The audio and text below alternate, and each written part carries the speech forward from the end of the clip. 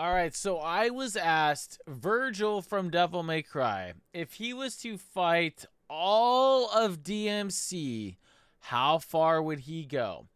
And so it starts off from 3 all the way to 5. So if you're not familiar, Devil May Cry 3 as far as the timeline is the first game or the first thing in the series minus like what is it? Visions of V has a couple flashbacks to when they're kids, which is before that. So anyway, you could probably think of it this way. So you got 3, 1, 2, 4, 5, and then there's the novels in between that and things like that, right? So the question is if they were to go, let me see it. So Vergil can't fight DMC. Yeah, but not all at once. So as in all enemies. Okay, so they just want to like go through the gauntlet, I guess. And so the gist of it is this: is if Vergil at the end of DMC5 was to fight the entire Devil May Cry gauntlet, including Mundus, Argisax, Chen the Cannibal, the younger versions of his brother Dante, the younger version of Nero, Sanctus, the Savior. I'm just trying to think of big hitters. Urizen himself. Literally, DMC, like end of DMC5, Vergil is wiping everyone. Especially if you're putting him 1 against 1. He's literally the top 2 dog by the end of 5. It's Dante and Vergil, and they're like this, right? They're like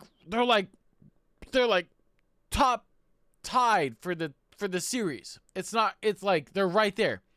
They're like right here. And then there's like somewhere around here is Nero, and then somewhere around the same spot is Urizen, in his final form.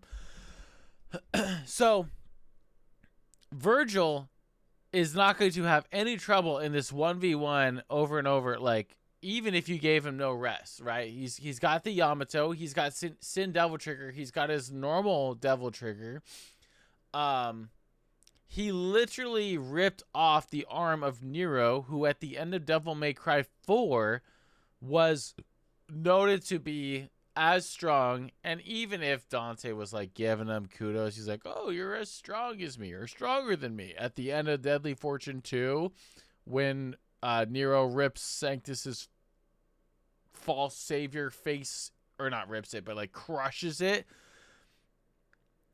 Even if he's like being a little humble and that's his base form, that's the same Dante that beat Mundus, that would go on to beat Void Mundus in the DMC2 novel, and then beat Chen the Cannibal, and then also go beat Argisax in base form, right?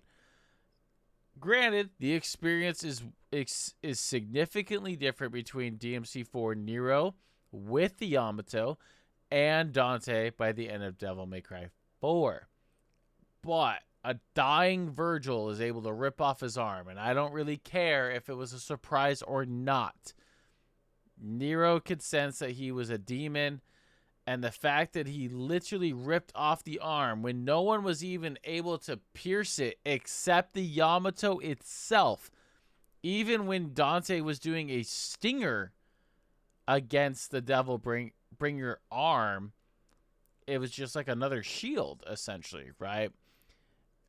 Anyway, to get back to Vergil, the main point of the topic, Vergil is going to clear the entire gauntlet. And I would even argue as far as to say, even if you had everyone against Vergil, if you take out, like, the ones he's going to struggle with are, like, in this huge battle royale against him, or whatever you want to call it, is end of Devil May Cry 5 Nero, and then final form Urizen. Those are his two main things to worry about. Obviously, Devil May Cry 5 Dante is like is the big factor here, right? Like, if they have Devil May Cry 5 Dante, it's over. Literally, Vergil has no way to win because they're equal. Dante and Vergil, equal at that point. And then you add any sort of extra variable to it, and Vergil is against Vergil, literally Dante wins, right? It's like a scale. Like, they're even weights, and you add a little bit like this, it goes in Dante's favor, right? So, good question. Let me know if you got more. Appreciate it.